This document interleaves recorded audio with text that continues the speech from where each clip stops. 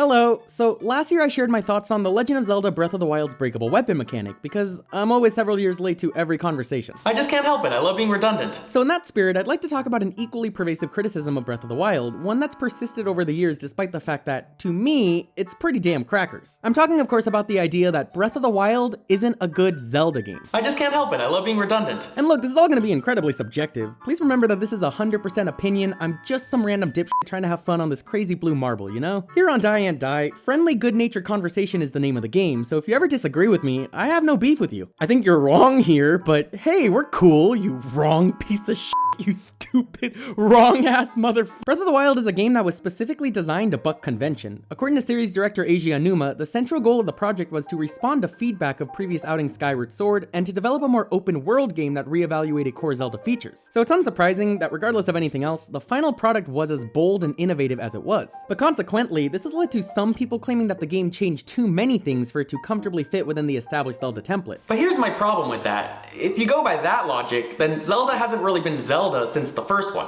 The original Legend of Zelda for the NES was designed to invoke a sense of pure freedom. That game's been analyzed to death, so I won't dwell on it, but look, you boot it up and immediately you're presented with a choice: north, east, west, or cave. Stop it, that's too much pressure! And that same feeling is woven into the whole experience, so much so that you can tackle the entire 2-hour game in hundreds of unique ways. And while that first game introduced Zelda-wide staples, including some that Breath of the Wild proudly massacres like dungeon structure, it's clear that the series quickly drifted away from its 1986 origins. Skipping right past Zelda 2, A Link to the Past on the SNES is a much more focused, story-driven affair, and although it does allow for sequence breaking, it's definitely more linear than what came before it. And future 3D Zeldas went further in this direction, culminating with Skyward Sword, a game that people still despise for being too rigid and handholdy, coming soon to the Switch. I played it a bit as a kid, didn't care for it, but no disrespect to its fans, and it does have its strengths. Thank you for listening to my timely thoughts on Skyward Sword. But this all begs a terrifying question. Even ignoring Breath of the Wild, what even is a Zelda game then? I mean, comparing the first Zelda and Skyward Sword is like comparing a Subway sandwich that you customized yourself to a plastic wrap one that you bought at a gas station. That gas station sandwich sure is lacking in any type of individual eater freedom, you know, there's only one real way to experience it, but they're both still sandwiches broadly speaking, just executed differently. What were we talking about again? Christ, I'm hungry. The way I see it, while Breath of the Wild mostly harkens back to the NES original, it still features ideas present throughout the entire main series, just remixed. Here's an easy example. A lot of people criticize the game's soundtrack as it's much more atmospheric and subtle than previous outings. And hey, I mean it is, and it does bum me out that Saria's song is nowhere to be found. I really like that one, but this is still a solid soundtrack full of strong emotional tracks. But more importantly, it's a soundtrack that perfectly matches the game it's paired with. Breath of the Wild is a somber, lonely experience, so I'm not sure if I'm in the minority here, but I'm fine without the usual triumphant Hyrule feel theme underscoring my travels. And when a moment is more intense, like a boss encounter or Guardian appearance, the music intensifies with it, and these tracks hit like a cinder block since they play pretty infrequently. Even if it's not quite what we're used to, it's still an effective and fitting soundtrack, and isn't that more important than it matching series tradition? On a similar topic, the de-emphasized story is also worth mentioning. Look, Breath of the Wild is a masterpiece, but it's a flawed one for sure, and the story is one of the main offenders. The open nature of the game renders the narrative almost superfluous, which is pretty kooky for a Zelda, but the story still provides solid ambiance to make up for it. The atmosphere of this game actually reminds me quite a bit of Majora's Mask, a game where half of society very realistically ignores or downplays a massive catastrophe that's literally right in front of them. Except in Breath of the Wild, the catastrophe has already taken place, 100 years have passed, and people are just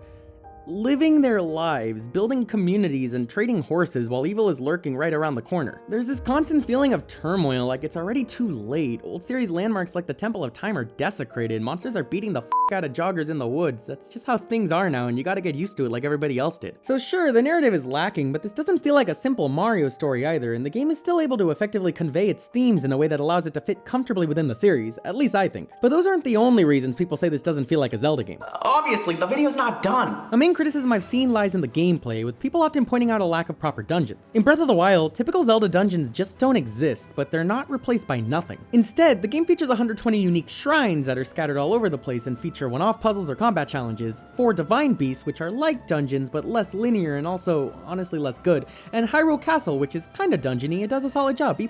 But there is a 4th secret dungeon style in the game, and that dungeon is the open world as a whole. I know, what a twist! So quick note here, Breath of the Wild features an inverted difficulty curve. That is, the longer you play, the easier it becomes, not only because you naturally get more skilled as a player, but also because Link is constantly getting stronger, faster, Daft Punk, you know, while the world and challenges don't really scale with you for the most part. That being said, what I'm about to say isn't true throughout the entire game, and it isn't even necessarily true for every player. Point is, the general overworld experience, to me, feels like one massive dungeon, in the sense that you're constantly being challenged as you make your way through it. When you first hop off the Great Plateau, you are a weak, out-of-shape little bitch who can't sprint for more than 3 seconds without running out of breath. Of the Wild! Honestly, as an aside, the stamina wheel is way too underpowered at first. It's one of the game's flaws in my eyes, and it should have started off at least double in size, but it, along with your pathetic 3 hearts, provide for some of the most difficult moments in any Zelda game. Here, you can't just run around willy-nilly, no, you have to map out routes, figure out if you have enough stamina to climb up Mountain X or Tower Y, and if you don't, you have to either figure out a shortcut or move on. This, along with the shrines and whatnot, helps make up for the absence of traditional dungeons, and when the game features this degree of built-in explorative challenge, are dungeons really even necessary anymore?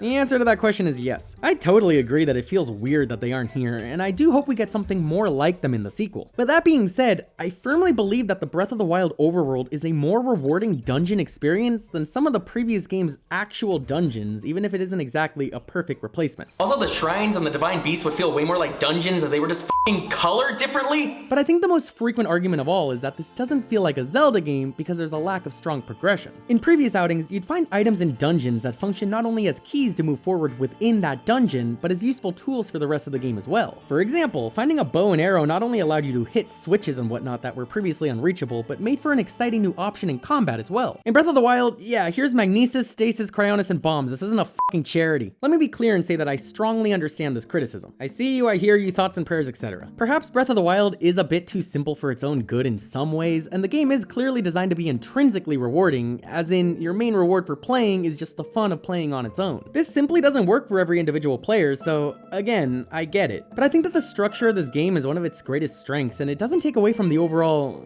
Zelda-iness, I guess. I genuinely don't know how popular or unpopular of an opinion this is nowadays, but I really like the fact that your main abilities are given to you early on, and the only progression rewards are simple health, stamina, and inventory upgrades that are handed out for navigating the world and completing shrines. I think this makes for a streamlined experience that places a greater emphasis on the exploration, which is obviously the main draw of the game. Look at the fucking box art if you don't believe me. However, while this video isn't debate club or anything, I'll admit the not a Zelda game folks got me on this one. I have no concrete counter-argument. A lack of major item progression is a pretty massive departure from previous entries. Like, even in the first game, you'd find important new pickups within dungeons and such. And Nintendo seems to have this new design philosophy where the player is never allowed to end the game with permanent abilities that they didn't start with. You can see this in titles like Paper Mario and Luigi's Mansion as well, but not Ring Fit Adventure, weirdly. That's the only exception. A great YouTuber called Sieve made a video all about this that I'll link to in the description, but yeah, I really can't argue this one. I want to reiterate that I think this design choice works for Breath of the Wild. It creates a freeform experience and makes good of the promise that any player can destroy Ganon, the game's main objective, the second they step off the Great Plateau. I mean, I can't do it, it's hard as shit,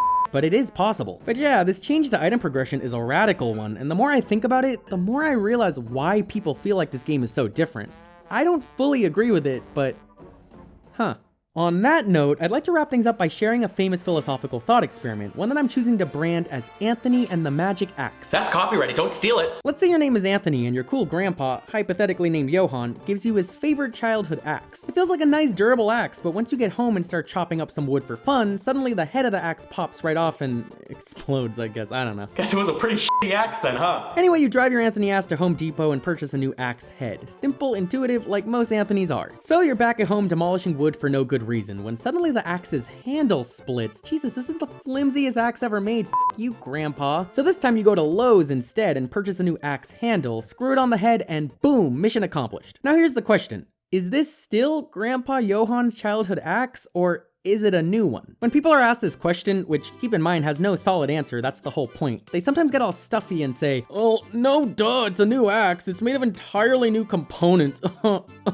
Which, okay, smart guy, you alone figured out the answer to the 1,000-year-old riddle, good job. But here's a new question in response. When did it become a new axe? Was it when both pieces were replaced, or was it when the head first broke off, or hell, was it after the very first swing, which dulled some of the head's metal? I hope it's clear how this relates to what we've talked about today. In Breath of the Wild, you can find and use axes as melee weapons. Look, there's no solid answer to the magic axe question. How we define things is often incredibly subjective and difficult to understand. And maybe there's no solid answer here either. But at the end of the day, despite its many flaws, Breath of the Wild is one of the greatest games ever made, and to me, an absolutely incredible Zelda game as well. And if you feel differently, that's okay. I get it. I no longer think you're a wrong-ass motherfucker or whatever I said earlier, though.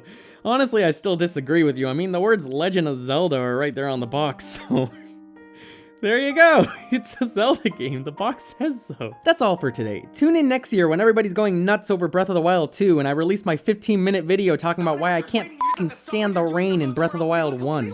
Good night.